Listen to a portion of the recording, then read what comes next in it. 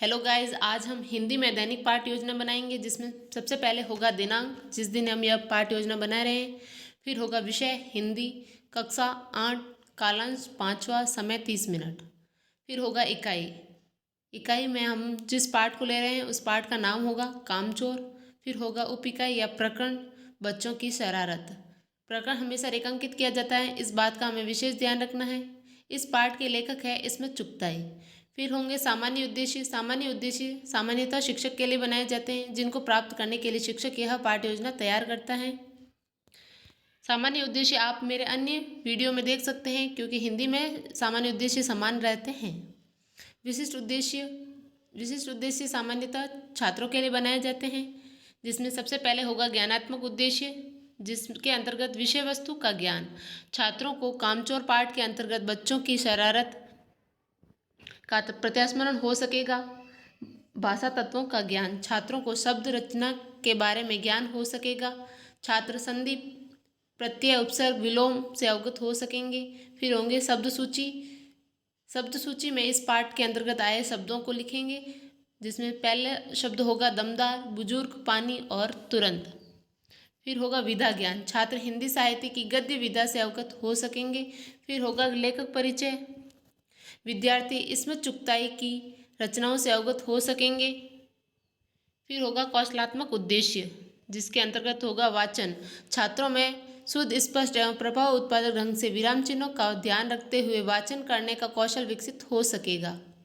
विचारों अभिव्यक्ति, छात्रों में अपने विचारों को लिखित या मौखिक ढंग से अभिव्यक्त करने का कौशल विकसित हो सकेगा। फिर होगा रुच्यात्मक उद्देश्य, छात्रों में गद्य साहित्य को पढ़ने में रुचि विकसित हो सकेगी। छात्रों में इसमें चुगताई की अन्य रचनाओं को पढ़ने की रुचि विकसित हो सकेगी। फिर होगा अभिवृत्त्यात्मक उद्देश्य, छात्रों में कामचोर पाठ के अंतर्गत बच्चों की शरारत की जानकारी हो सकेगी। फिर होगा सहायक सामग्री। सहायक सामग्री में वे सभी वस्तुएं लिखेंगे जिनका प्रयोग हम इस पाठ योजना को प्रस्तुत करते समय करते हैं, जिसमें सामान्य होगी खड़िया, झाड़न तथा श्यामपट। अगर आप इस पाठ के अंतर्गत किसी चार्ट या मॉडल का प्रयोग करते हैं तो वह भी सहायक सामग्री के अंतर्गत ही आएगा। फिर होगा शिक्षण विधि। शिक्षण विधि के अंतर्गत होगा आदर्श विधि। फिर होगा पूर्व ज्ञान, छात्र बच्चों की शरारत के बारे में सामान्य जानकारी रखते हैं। फिर होंगे प्रस्तावना प्रश्न। प्रस्तावना प्रश्नों की संख्या सामान्यतः 4 रखी जाती है। इनको बनाने का मुख्य उद्देश्य शिक्षक का आज क्या जो प्रकरण होगा उस तक पहुंचना होता है। इसमें पहले प्रश्न का जो उत्तर होगा वही उसी उत्तर से दूसरा प्रश्न प्रारंभ होगा। इस प्रकार हमें अपने चारों प्रश्नों का निर्माण करना है, जिसमें सबसे पहले प्रश्न होगा नई दिल्ली किस देश की राजधानी है। तो छात्र उत्तर देंगे भारत की। भारत के प्रथम प्रधानमंत्री कौन थे। तो छात्र उत्तर देंगे जवाहरलाल नेहरू। जवाहरलाल नेहरू की जयंती पर कौन सा दिवस मनाया जाता है। छात्र उत्तर देंगे बाल दिवस।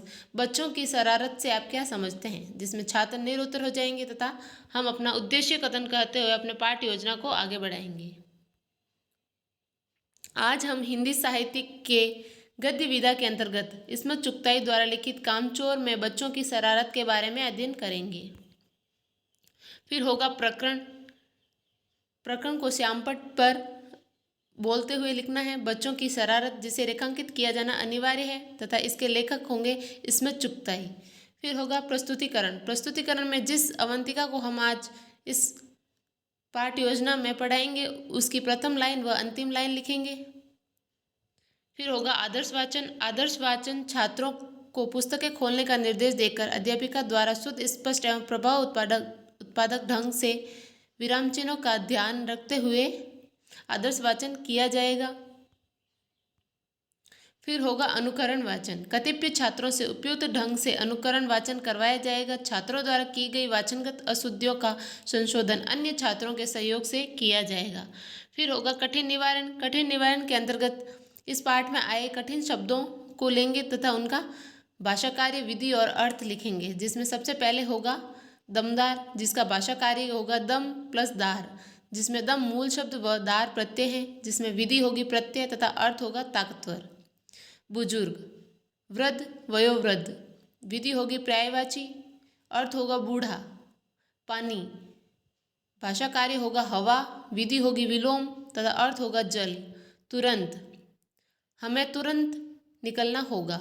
विधि होगी वाक्य प्रयोग, अर्थ होगा जल्दी से जल्दी।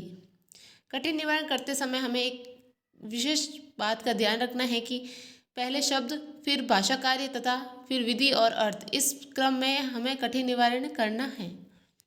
फिर होगा श्यामपट्ट कार्य पर्यवेक्षण। छात्रों को कठिन शब्दार्थ अपनी अभ्यास पुस्तिका में लिखने का निर्देश देकर अध्यापक द्वारा पर्यवेक्षण करते हुए उचित निर्देश दिए जाएंगे। फिर होगा मौन वाचन। पाठ के विचारों को सूक्ष्म रूप से ग्रहण करने में सहायता हेतु छात्रों से मौन वाचन करवाया जाएगा। फिर होंगे विचार विश्लेषणात्मक प्रश्न। विचार विश्लेषणात्मक प्रश्नों की संख्या सामान्यतः 8 से 10 या 14 तक रख सकते हैं, जिसमें पहला प्रश्न होगा असल में झाड़ू देने से पहले क्या कर लेना चाहिए था, जिसमें छात्र उत्तर देंगे पानी छिड़क लेना चाहिए था। असल में झाड़ू देने से पहले जरा सा पानी छिड़क लेना चाहिए, यह ख्याल किससे आया, जिसमें छात्र उत्तर देंगे बच्चों को।